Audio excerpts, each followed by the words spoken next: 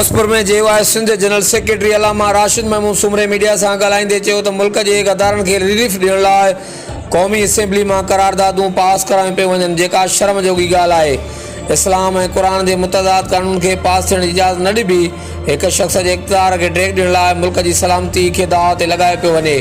PDM जी तहरीक तेसिताईं जारी रहंदी जेसिताईं नाअहल ऐं नालाइक़ हुकूमत मां जान न छुटंदी। सिंध हुकूमत जी क़यादत खे तब्दील करणो पवंदो। हुन दावा कई त JUI सिंध में PP जी मुतबादिल क़यादत तौरु उभरी आई आहे। PP वारनि सिंध जे ज़मीननि ऐं ॿेटनि खे विकिरो करे सिंध जी भींग करे छॾी आहे।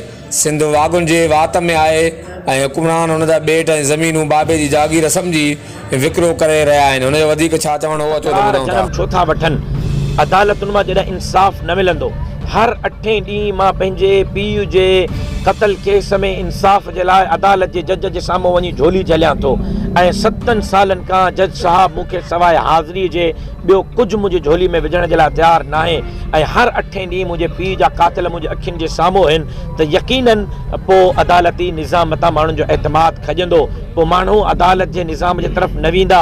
असां कल्ह बि अदालत ते एतमाद कयो हो, अॼु बि अदालत ते एतमाद कयूं था ऐं हमेशह अदालत खे इहा अपील कई आहे, हर हाज़िरी ते अपील कई आहे त ख़ालिद महमूद सुमरे जो रुगो अकेलो मां वारिस न आहियां, सॼी सिंध वारिस आहे, सॼी सिंध इंसाफ़ चाहे थी।